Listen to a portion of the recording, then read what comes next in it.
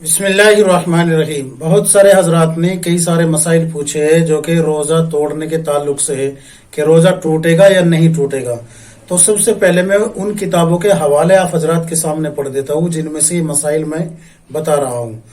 سب سے پہلے یاد رکھیں کہ جو میں پہلا مسئلہ بتا رہا ہوں وہ فتاوی عالمگیری پاکستانی جلد نمبر 2 صفحہ نمبر 17 پر آپ کو یہ مسئلہ مل جائے گا۔ دوسری کتاب ہے فتاوی عالمگیری اور یہ بھی پاکستانی جلد نمبر 2 صفحہ نمبر 17 پر ہی مسئلہ مل جائے گا، اور اسی طریقے سے علم الفقہ جلد نمبر 3 صفحہ نمبر 36 پر بھی یہ مسئلہ آپ کو مل جائے گا۔ اور ایک مسئلہ یہ ہے کہ علم الفقہ جلد نمبر 1 صفحہ نمبر 919 پر بھی یہ مسئلہ آپ کو مل جائے گا۔ اب یہ مسائل سن لیجئے، مسائل کیا ہے۔ پہلا مسئلہ یہ ہے کہ کیا چہرے پہ جو پسینہ آتا ہے یا روتے ہیں جو آنسو آتے ہیں، اگر وہ منہ میں چلے جائے تو ان سے روزہ ٹوٹے گا یا نہیں ٹوٹے گا۔ تو اس میں یاد رکھے کہ اگر 1-2 قطرہ منہ کے اندر چلا جائے اور اس کو تھوک دیا تو روزہ نہیں ٹوٹے گا، لیکن چاہے وہ پسینہ ہو یا آنسو کے قطرے ہو، اگر ان کا نمکین پن منہ میں جمع ہوا اور پھر وہ پسینہ یا آنسو منہ میں جمع ہو گئے اور آپ ان کو نگل گئے، یعنی کہ حلق سے نیچے اتار لیا، تو پھر آپ کا روزہ ٹوٹ گیا، آپ کا روزہ ٹوٹ گیا، پھر آپ کا روزہ باقی نہیں رہا۔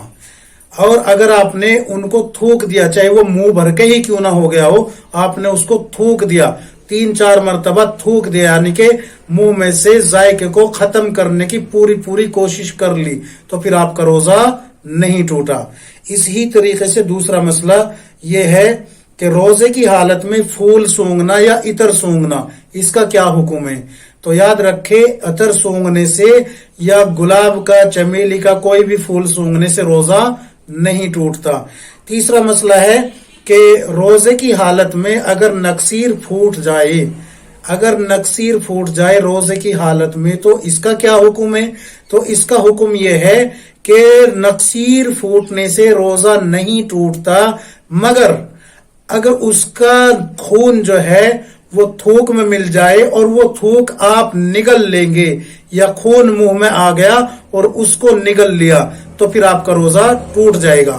اور اگر خون منہ میں آیا اور تھوک میں مکس ہو گیا اور آپ نے اس کو تھوک دیا، تھوکتے رہے جب تک کہ اس میں اس کی سرخی ختم نہ ہو جائے تھوک میں سے، تو پھر آپ کا روزہ نہیں ٹوٹا۔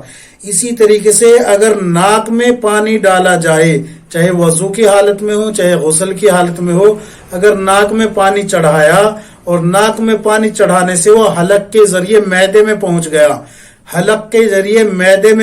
گیا، ناک میں پانی چڑھانا، تو پھر حلق کے ذریعے معدے میں پہنچنے سے آپ کا روزہ ٹوٹ گیا۔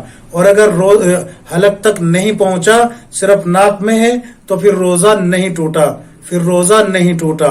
ایک مسئلہ تو یہ ہو گیا۔ اب ایک مسئلہ یہ ہے کہ اگر حلق میں تو نہیں پہنچا لیکن دماغ میں پہنچ گیا، تو اس کا کیا حکم ہے۔